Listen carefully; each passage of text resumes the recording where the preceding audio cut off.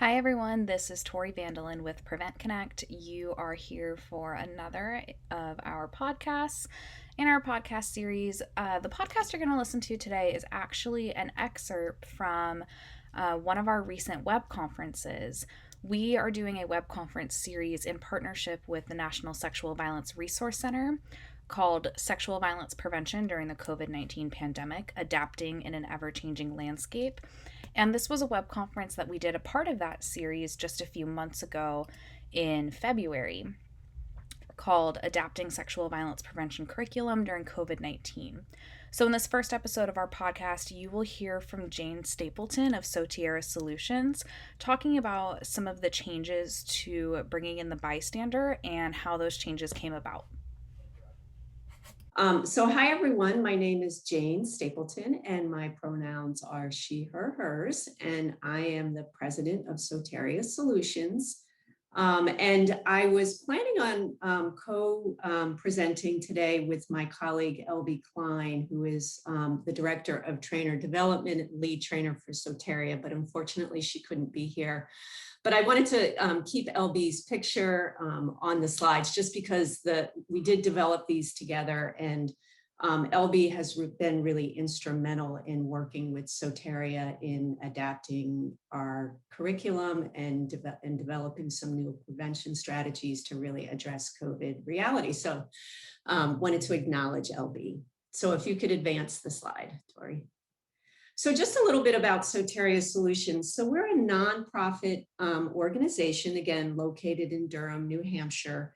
And really at our foundation is practice-based as well as research-based prevention strategies, consultation, and technical assistance.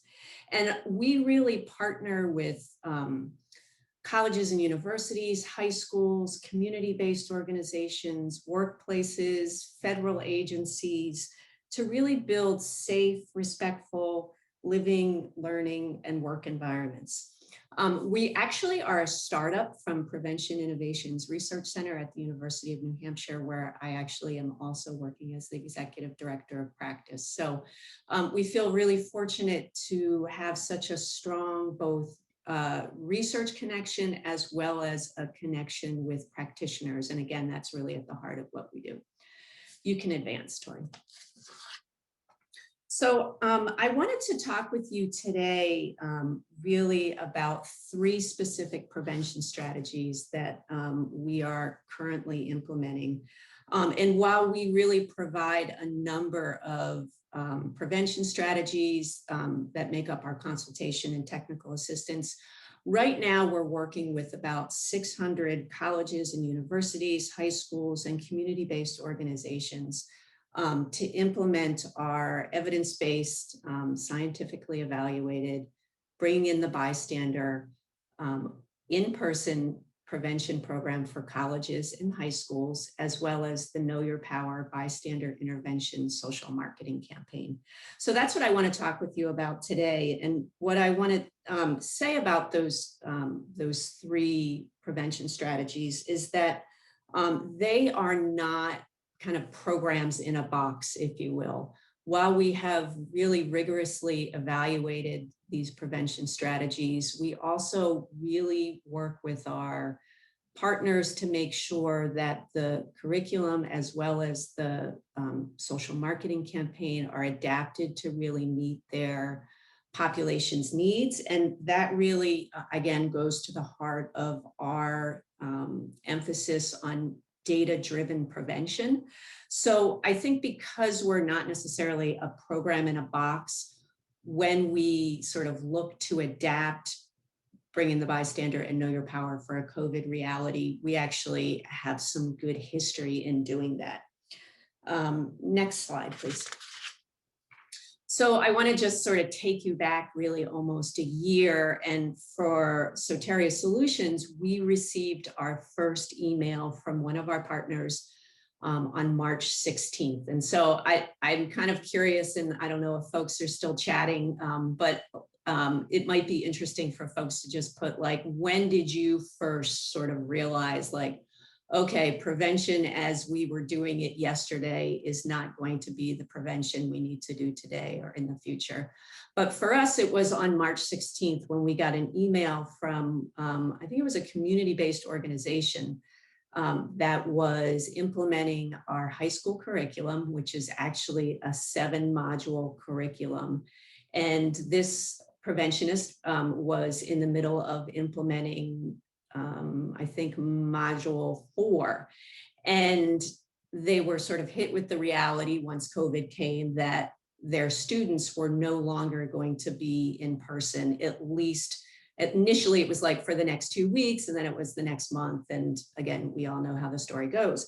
So they contacted us and said, well, we're right in the middle of the curriculum. What we'd like to do is to basically shift everything online. And I'm actually one of the authors of Bringing the Bystander, both college and high school. And from a curriculum development point of view, myself and my other colleagues were like, okay, hold on. We're thinking 2 things. One is we're in the middle of we're beginning a pandemic. Not that anyone really had ever had experience with at least, a pandemic of this size. And we were thinking 2 things. One is continuing Bringing the Bystander, the high school module for this one educator, and obviously a lot of other ones, exactly what those students need right now. So in thinking about giving them a public health prevention strategy, is Bringing the Bystander what they need right now? And then the second question we asked ourselves is the current version and the content of Bringing the Bystander really relevant to this moment in time? So that's what we were thinking of as curriculum designers. Next slide, please. So I just want to sort of walk you through sort of what was in our brain as we began to chart a path forward. So very legitimate responses to the pandemic, such as physical isolation and social isolation or social distancing. Actually, social distancing, not necessarily social isolation, but as well as moving on, learning online, were very legitimate responses to the pandemic. And so institutions and, again, organizations were taking these measures to really decrease the risk of being exposed to COVID-19. So we knew that for sure, but what we also knew, and this was, again, early on from just folks who were on the ground, that these very legitimate responses to the pandemic actually were having sort of unintended negative consequences. So, for example, we saw almost immediately, and this came from actually the beverage industry, we saw an increase in alcohol sales and alcohol use. We saw really exacerbated disparities, housing insecurity, economic insecurity. People were losing their jobs. We began to hear from crisis centers that people were experiencing decreased access to resources in their homes, controlled by abusive partners. So there was very much a distorted reality. Next slide, please. So we actually developed kind of a thought piece, which you can read in a blog, which I'll post actually my colleague Casey is on the line and she'll post it. But we started to talk about the seesaw effect of COVID. And so what that was, again, was we were having an increase in risk and of victimization and perpetration of some forms of interpersonal violence. And at the same time, we were having a decrease in recognition of these things. And why this is really significant for bystander intervention, and specifically the bystander intervention strategies that we've developed, is at the core of bystander intervention is having an individual be able to recognize a problematic situation so that they then can begin to assess, okay, what are my options as far as intervening? What kind of help is needed, et cetera. So what we found ourselves in, again, the seesaw effect of COVID, where we've got this increase in victimization and perpetration and a decrease in really recognition of problematic situations. And so we needed to think about how do we then sort of respond to the moment. So if you can go to the next slide. So as we thought about how to respond to the current moment, again, we were thinking a lot of things, but here are sort of three pillars that help to guide how we move forward. So we certainly took into context the pandemic context, things that I've just shared with you. And I think Tori and Mo actually talked also about sort of what was also happening.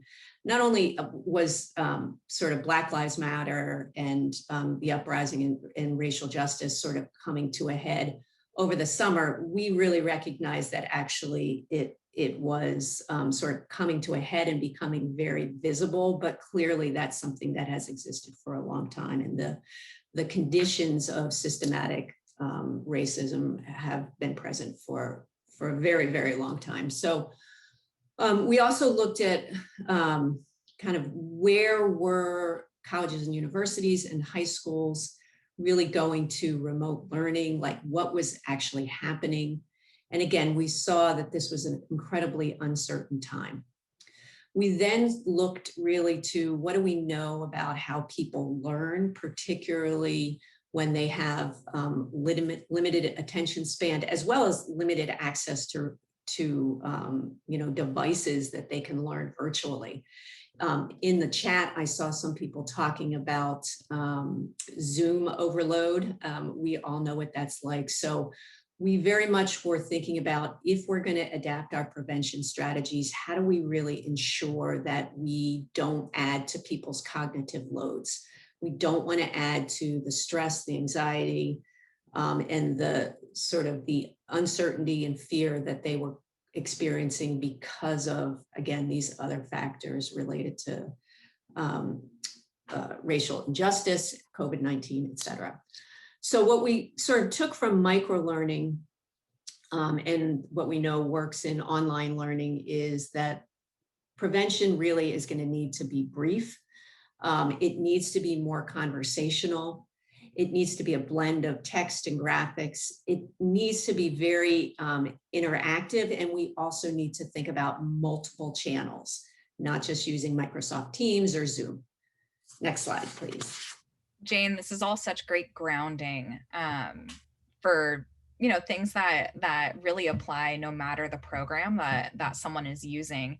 And I know on your next slides you're going to lead us through your process with how you considered certain adaptations during COVID-19. So just really want to thank you for providing this broad, contextual grounding for folks too. Awesome. Well, thanks. Yeah, it's kind of funny because you sort of look back and you sort of like I sometimes look back and think like, in some ways this has all been a blur. And I'm so glad that I've had such great colleagues kind of working with me, and we each sort of put our own spin on it, and we've all contributed it. This definitely has been a group effect. But our process really was that we, again, very much grounded in best available research, but we also needed to absolutely look at what's happening in this moment in time, as well as what do we know from practice experience. We looked at what works in prevention, and then we began to adjust for the COVID reality.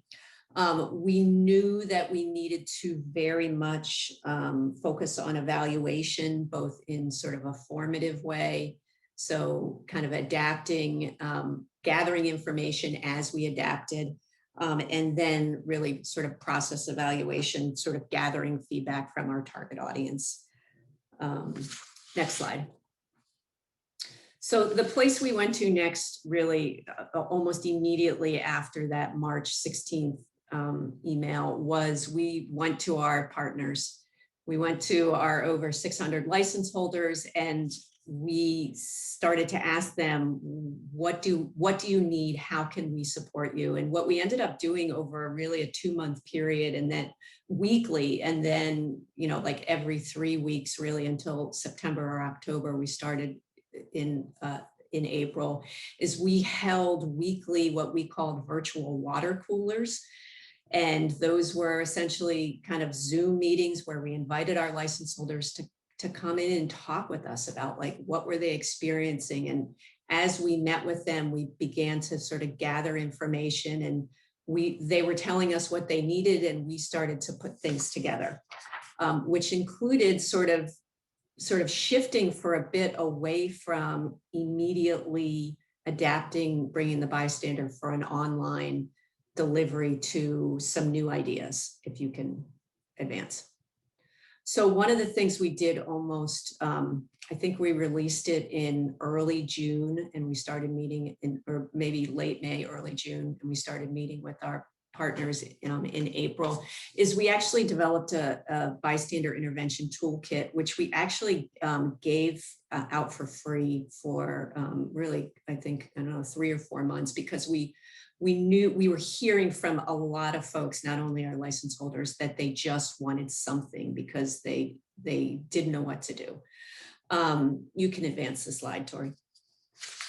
So here are some of the images from the social media toolkit. And again, we wanted to really emphasize what does bystander intervention look like in the middle of a pandemic? What are ways that you can recognize problematic situations or potentially dangerous situations, and what are some ways that you can intervene? We had images for Instagram, Facebook, Twitter, and I know that folks were putting them out on email as well. So lots of different approaches. Next slide. Then the other thing we did was, then we moved on to adapting, bringing the bystander. I would say it was really like a 4-month process. We wanted to be very deliberate, but we also recognized that we needed to get things ready for colleges and universities, community-based organizations, the high schools to begin implementing in the fall, if you can advance the slide. So what we ended up doing was we started doing virtual train the trainer workshops. Previously, they had all been done in person. So we adapted those so that the train the trainer workshops, which actually we keep doing them. There's a huge need for them. Went from 1 day to 2 days. Yeah, thank you. We started to think about how we're going to deliver this. So we absolutely decided that you would not be able to implement the adaptation asynchronously. So we required synchronous delivery. We came up with an implementation guide that really walked our license holders through how do you do this? How do you do bring in the bystander virtually? It really, in our trainings, we really modeled kind of online communication, respectful online communication. How can facilitators really emulate that? We absolutely wanted to make sure that what we did and what our license holders were doing were trauma informed. So we gave lots of guidance on how do you make sure that your delivery of this is really made aware of where people are at. We really required folks to have 2 facilitators as well as a tech person, because we know that Zoom, if you're using Zoom, sometimes it doesn't always work the way it's supposed to. So online takes longer, that's the reality. We also started, we said you need to do bringing the bystander virtually in smaller groups than would be in person. And the reality is that you needed to practice. And we, through doing this, really got lots of feedback as our license holders started to implement. So we found out like what was working, what wasn't. And then when we sort of got that feedback, we continued to put out guidance to our license holders. So it really is this iterative process. And although we're not able to formally evaluate like an RCT at this moment in time, we are doing everything possible to make adjustments to make sure that we're meeting the needs of our target audiences. Next slide, and then I think I'm almost done.